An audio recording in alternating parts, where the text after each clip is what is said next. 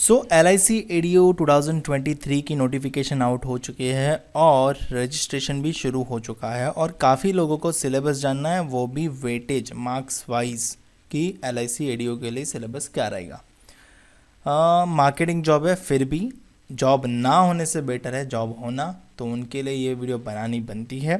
तो LIC ADO 2023 का syllabus देखेंगे, मार्क वाइज देखेंगे और साथ ही साथ मेन एग्जामिनेशन का भी सिलेबस डिस्कस करेंगे।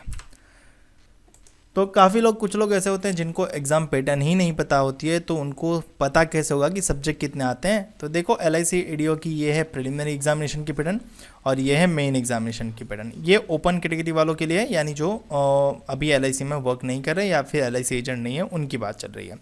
प्रीलिम्स में 3 सब्जेक्ट है, रीजनिंग, न्यूमेरिकल एबिलिटी यानी मैथ्स और फिर इंग्लिश। 35 क्वेश्चन रीजनिंग के 35 मार्क्स, न्यूमेरिकल के 35 क्वेश्चन 35 मार्क्स और इंग्लिश के 30 क्वेश्चन 30 मार्क्स, जो केवल क्वालिफाइंग इन नेचर है। मेंस की बात करें तो रीजनिंग, न्यूमेरिकल रहता है, जनरल नॉलेज, करंट अफेयर्स ये एड ऑन होता है एक्स्ट्रा सब्जेक्ट, और इंग्लिश होता है। ठीक है, इंग्लिश प्रीलिम्स में भी था, यहाँ पे भी है, मतलब तीनों सब्जेक्ट यहाँ पे रिपीट हो गए और एक जीके और CA ऐड हुआ। उसके अलावा भी एक और ऐड हुआ, insurance and financial marketing awareness with special emphasis on knowledge of life insurance and financial sector.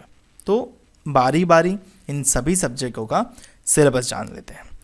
नमस्कार दोस्तों, मैं हूं धार्मिक पटेल और आप देख रहे हैं IBPS गुरुजी। सबसे पहले रीजनिंग एबिलिटी का सिलेबस जान लेते हैं, रीजनिंग एप्टीट्यूड या रीजनिंग एबिलिटी जो बोले वो। तो सबसे ज़्यादा वेरी इंपॉर्टेंट टॉपिक है पजल एंड सिटिंग अरेंजमेंट। आपको ये तकरीबन 20 से 25 मार्क का देखने को मिलता है प्रिलिमिनरी एग्जामिनेशन में। ठीक है, ये प्रिलिमिनरी एग्जामिनेशन का वेटेज मैं बता रहा हूँ, ये चीज़ ध्यान रखना। तो आपको इसकी प्रिपरेशन अच्छे से करनी चाहिए। मैंने सेपरेट पेज भी बना के रखा है इस पर, तो आपको उस पेज पे अपलोड की गई सारी पजल को सॉल्व करना चाहिए, आपकी काफ़ी हेल्प हो जाएगी। नेक्स्ट टॉपिक है सिलोग्स एंड इनइक्वालिटी। ये भी काफ़ी इंपॉर्टेंट टॉपिक है। आपको जनरली 5 से 8 मार्क में, यानी कंबाइन होगा तो 8 मार्क में होगा और सिंगल होगा तो 5 से 8 मार्क में पूछा जाएगा। कोडिंग डिकोडिंग काफ़ी इंपॉर्टेंट टॉपिक है। अगेन ये 2 से 5 मार्क का होता है, कभी कभी सिंगल 1 to 2 मार्क्स में होता है, कभी कभी 5 नंबर में भी होता है। ब्लड रिलेशन 3 मार्क का।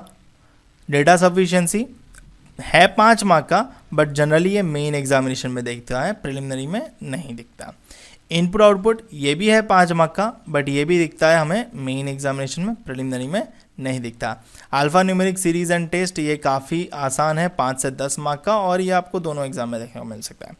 Direction sense test, order and ranking, analogy and classification ये भी आपको एक यानी 2 से 3 मार्क में देखने को मिल सकती है। सभी देखने को मिलेगा ये ज़रूरी नहीं है, इनमें से कोई भी एक टॉपिक या कॉम्बिनेशन ऑफ टॉपिक्स देखने को मिलेंगे। ये लॉजिकल रीजनिंग है, जनरली क्या अक्सर मेन एग्जामिनेशन में देखने को मिलता है, 5 से 10 मार्क का इसका रेंज रहता है, और ये मेन एग्जामिनेशन में ही आपको देखने को मिलता है, प्रिलिमिनरी में नहीं देखने को मिलेगा। सो आप आराम से देख सकते हो, और बेसिक वीडियो की लिंक आपको डिस्क्रिप्शन में मिल जाएगी। अगर आपका बेसिक वीक है तो आपको बेसिक सीखने के लिए कहीं और जाना नहीं पड़ेगा, अपनी चैनल पर ही मिल जाएगा। तो बेसिक वीडियो ज़रूर चेकआउट कर लेना। बढ़ते हैं नेक्स्ट टॉपिक न्यूमेरिकल एबिलिटी की ओर। तो न्यूमेरिकल एबिलिटी का सिलेबस क्या रहेगा, और हाँ ये सिलेबस आपका प्रीलिमिनरी एग्जामिनेशन और मेन एग्जामिनेशन दोनों के लिए एज ऑल मैंने बता तो दिया ही है, बट फिर भी आपको बता दो।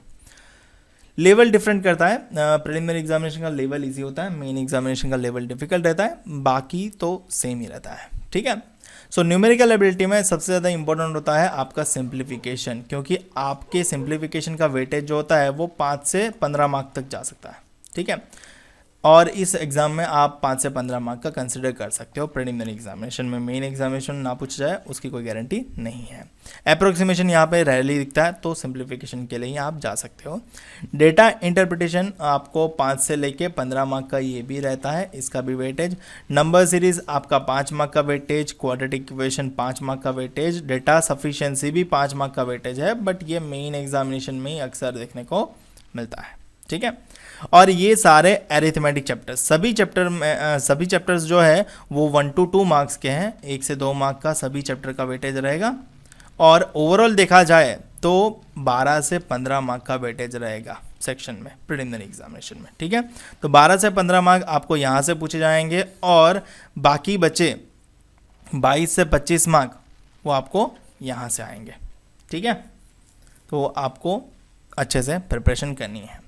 नेक्स्ट इंग्लिश लैंग्वेज का सिलेबस देख लेते हैं। इंग्लिश लैंग्वेज में आपका 10th स्टैंडर्ड तक का ही लेवल रहता है।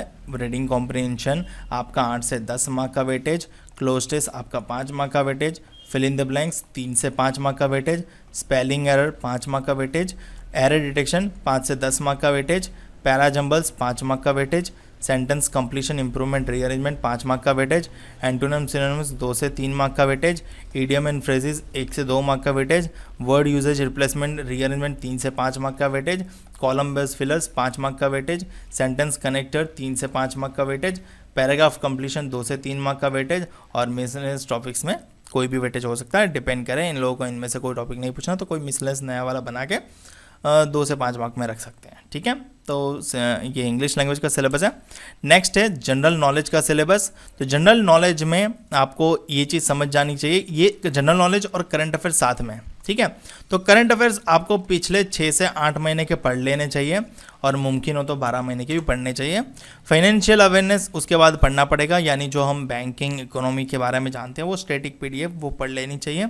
उसके बाद स्टैटिक GK, यानी आपको chief minister, governor, capital, country, currency, उसके बाद जो चेंज हुए PM, CM, फिर गवर्नर, फिर चीफ जस्टिस, उसके बाद नेशनल पार्क, फिर क्या होता है, पावर प्लांट होता है, थर्मल प्लांट होता है, सोलर प्लांट होता है, उसके बाद वाइल्ड लाइफ सेंचुरी होती है, माउंटेन्स होते हैं, रिवर्स होती है, cities located at river bank होती है। ये सारे स्टैटिक के टॉपिक पढ़ने होते हैं। आजकल हालांकि GK का इतना पोर्शन नहीं पूछा जाता, 2 से 3 मार्क का भी नहीं आता, बट फिर भी सेफर साइड एक बार देख लेना चाहिए। और करंट अफेयर में बेस्ड सोर्स आपको मैं ही प्रोवाइड करता हूँ, मेरी करंट अफेयर नोट्स हैं, आप चाहो तो रिव्यू पढ़ सकते हो। इस रिव्यू की ये ऐसे और सारे भी रिव्यू हैं। आपको करंट अफेयर परचेस करने का लिंक डिस्क्रिप्शन में मिल जाएगा, और करंट अफेयर का डेमो वीडियो भी डिस्क्रिप्शन में मिल जाएगा। तो करंट अफेयर अगर आपको खरीदना है तो मेरा वाला एक बार देख सकते हो, ठीक है। अब बात करते हैं next insurance and financial market awareness के सिलेबस के बारे में। तो सबसे पहले उसमें टॉपिक होता है life insurance and general insurance, और यहाँ पे स्पेसिफिकली बोला है कि लाइफ इंश्योरेंस पे आपको सबसे ज़्यादा पढ़ना है, बट जनरल इंश्योरेंस भी पढ़ना तो पड़ेगा। मोर एम्फेसिस लाइफ पे होना चाहिए। जनरल का सिंपल बेसिक टर्म आपको याद होनी चाहिए। बेसिक टर्म्स ऑफ इंश्योरेंस जो यूज़ होते हैं वो आपको ध्यान रखने पड़ेंगे। इंश्योरेंस के प्रिंसिपल और कंडीशन पता होने चाहिए, डेवलपमेंट पता होना चाहिए, business finance topics, various laws and policies, history of banking and insurance, financial institution terminologies and derivations, और current banking news and current event related to the insurance and financial market.